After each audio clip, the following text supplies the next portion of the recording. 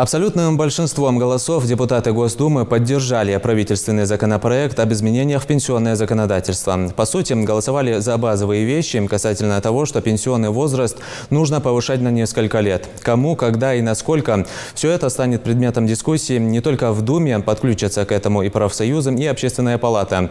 Второе чтение, которому депутаты подготовят поправки, состоится осенью. Репортаж Амины Боковой.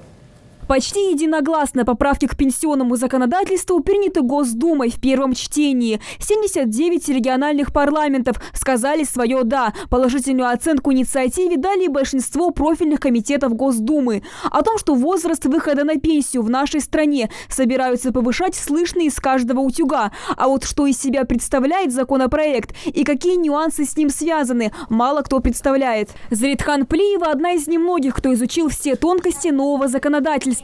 Заместителю директора музея краеведения уже 64 года. Впрочем, на заслуженный отдых Заритхан уходить не собирается. Сил полно, а главное, есть желание трудиться. Если человек может, способен и достаточно силен и здоров для того, чтобы продолжать эту деятельность, я считаю, что это его право, должно быть такое право у человека. Вопреки бытующему мнению, повышение пенсионного возраста не коснется работников, занятых на опасных предприятиях. Но тут тоже важная оговорка. Шахтерам, сварщикам, слесарям и другим работникам тяжелого труда необходимо следить, чтобы их работодатель выполнял законодательство и выплачивал в казну страховые отчисления за своих сотрудников.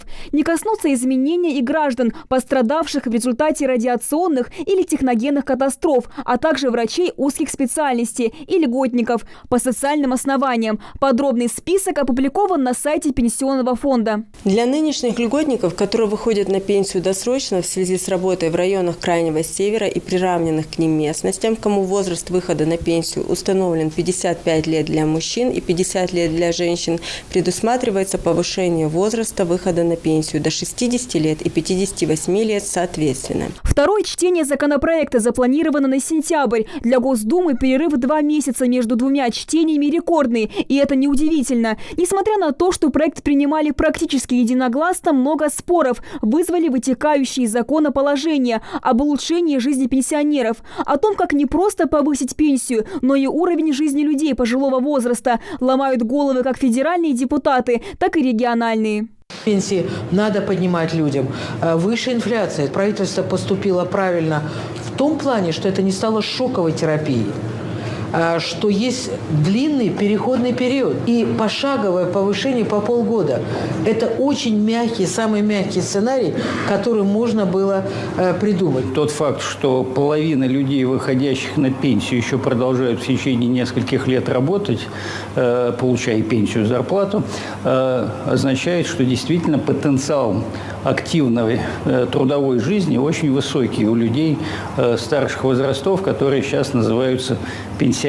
Вернемся теперь к самому законопроекту. Правительство предлагает отправлять на пенсию мужчин в 65 лет с переходным периодом до 2028 года. То есть лица, рожденные в 60-е годы, смогут уйти на заслуженный отдых в 2019 году в возрасте 59 лет. Цифры будут увеличиваться. Пока в 2027 году мужчины, рожденные в 64-м, не уйдут на заслуженный отдых в возрасте 65 лет, а вот женщины смогут выйти на пенсию в 63 года с переходным периодом до 2034 года. Все поправки и льготы размещены на сайте Пенсионного фонда. Там же можно рассчитать размеры будущих начислений. Для педагогических, медицинских и творческих работников досрочные пенсии сохраняются в полном объеме. Ужесточение требований по специальному стажу не предусматривается. Сам стаж сохраняется, но учитывая увеличение трудоспособного возраста, выход на досрочную пенсию повышается на 8 лет,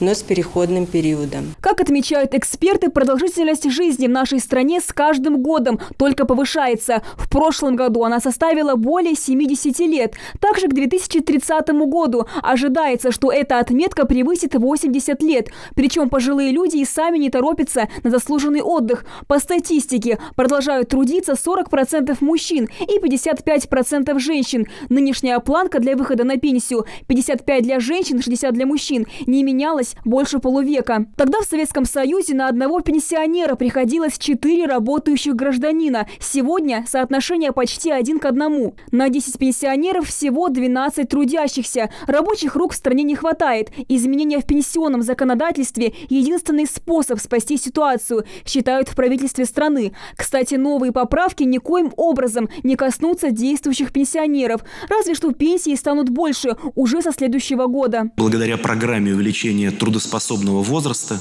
их пенсии будут расти ориентировочно на 1000 рублей в год. Кроме того, они, как и раньше, будут получать все положенные им иные социальные выплаты. Основная задача – это повысить пенсии действующим пенсионерам. Уверяю вас, что рост пенсии будет значительно выше, чем инфляционные ожидания, примерно на 2 пункта над инфляцией, на 2% или даже больше. Поэтому то ожидаемое повышение пенсии, о котором говорил председатель правительства, это около 1000 рублей, перекроет рост потребительских цен. Уже через 2 месяца думские фракции представят свои предложения по пенсионному законодательству, в том числе, как улучшить условия труда для работающих пенсионеров. Амина Бокова, Майрбек Миржоев, Новости 24.